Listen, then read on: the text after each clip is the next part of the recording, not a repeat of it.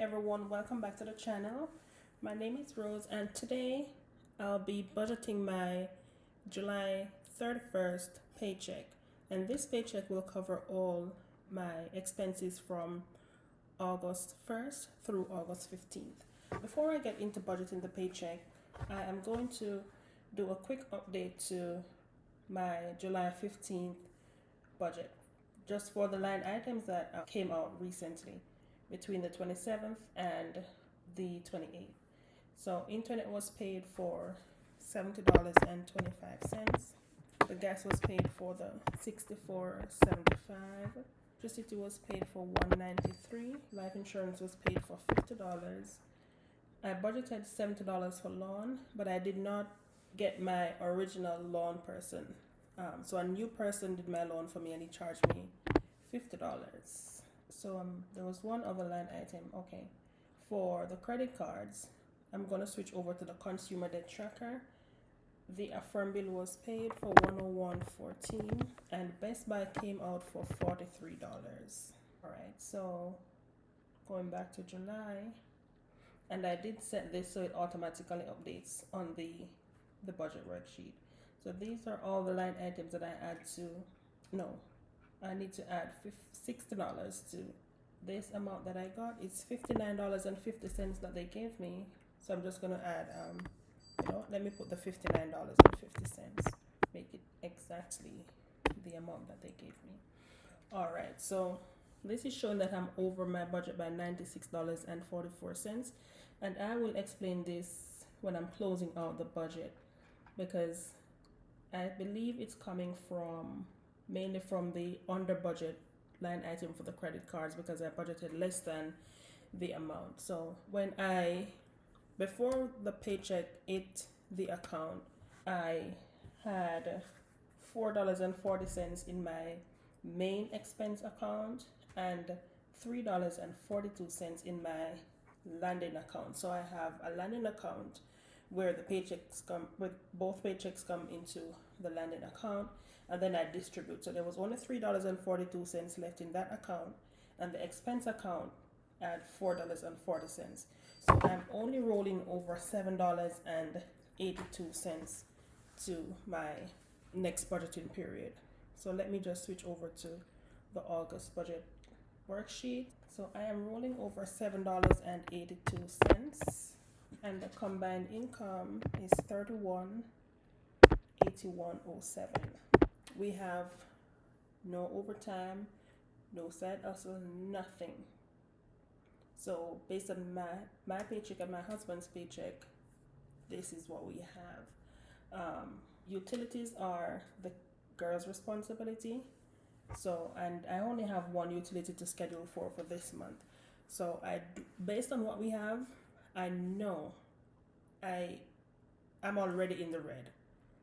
I am already in the red. So let's move ahead and allocate this money to see how far we can stretch this money. I know there is absolutely no elasticity in it, but let's see how we pan out. I might have to resort to using a credit card. I don't know.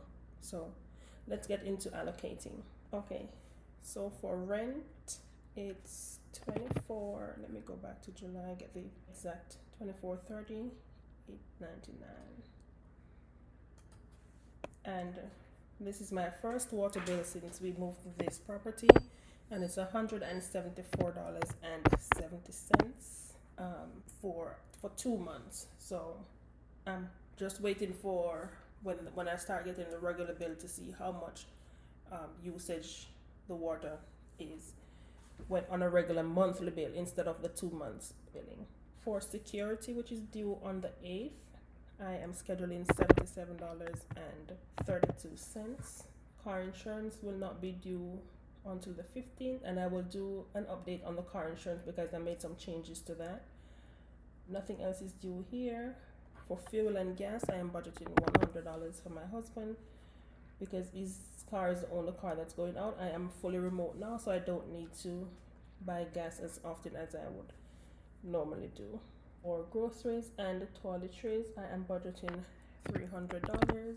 We do not have any appointments coming up between now and the next paycheck, but I do know that I have to fill some prescriptions for both my son and my husband. So I'm gonna put $150 here. All right, so there we go already. With just my housing and general expense category, I am already over budget for $44.12. Guys, this is getting real. This is really getting real.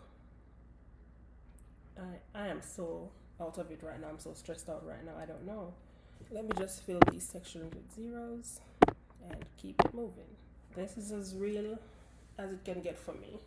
And just looking at it now, and I'm wondering. I'm not wondering. I am more convinced now that it's a cash flow problem. And when you do have a cash flow, it only means one thing, that you need to either increase your income, we need to increase the money that's coming into the household. That's where the problem is. It's not a pebble problem right now because we are already in debt. So it's not the small bills that we have, and it's not the big bills that we have, because we are already in debt. We are already dealing with that situation. So to get us out of the situation that we're in, it's definitely a cash flow problem.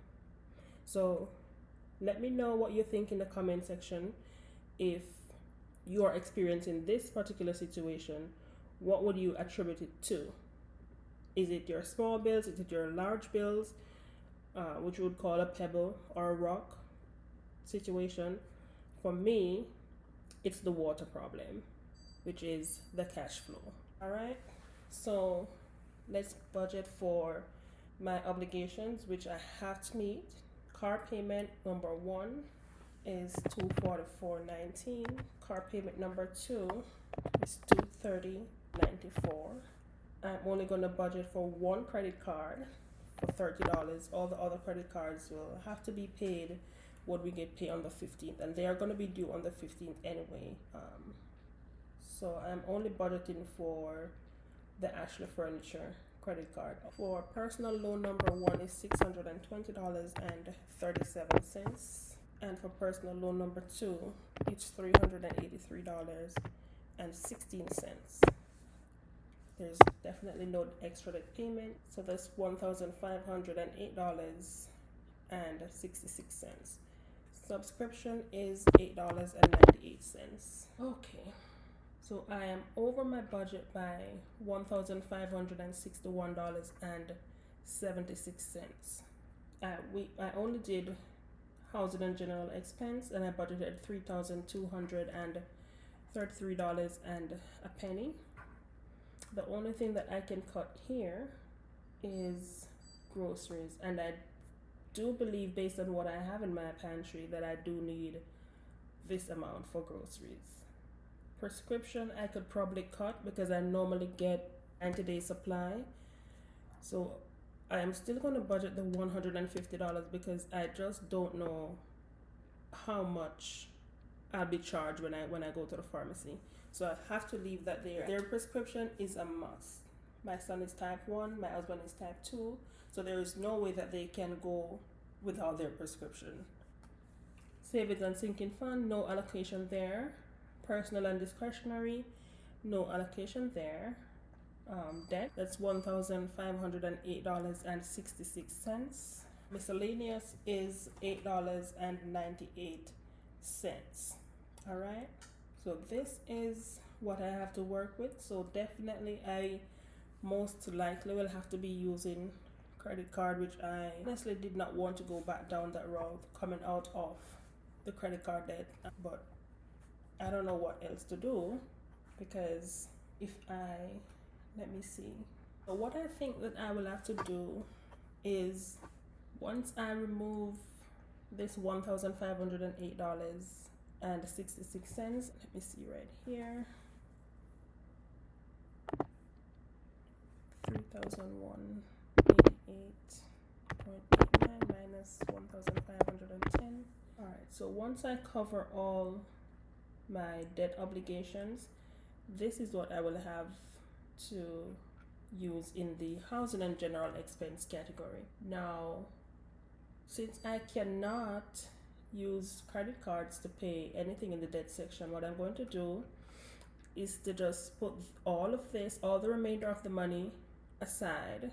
I'm going to use the credit card to cover all of these and then pay this $1,678 on the credit card just as I use it. So I will still have this $1,561.76 as a balance to the credit card, but I'm gonna pay it in a way that it will not be billed. I just have to go. I'm wondering if I'm thinking this through correctly, because I'm just thinking on the spot, because I don't want it to be on the bill to be paid in September. I want it to be on the bill that's going to be paid in October. So I'll just go ahead, and I think I need to write this plan out and make sure that it's something that's really going to work. I will use the credit card to cover all of these if need be, and then drop all of this extra money on it, not extra money, the remainder of the paycheck on it, and then see how much the bill is going to be. Not how much the bill is going to be, because it's definitely going to be at least, or at most, $1,561.76. But I want this to be on a bill that's going to be due in October instead of September, so I can get myself on some footing between now and the end of September, so I can pay this amount. I honestly don't know if this is the right plan, but I'm going to put it on paper and see how best it can work out, because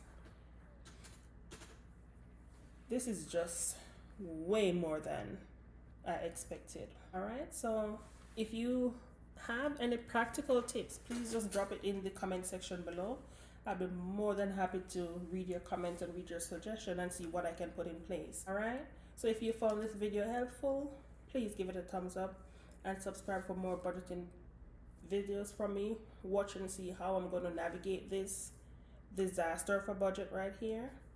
And please hit the notification bell so that you can be notified once I upload a video. Alright, so thank you for watching, and I'll see you in the next video. Until the next time, please stay financially savvy and keep pushing forward.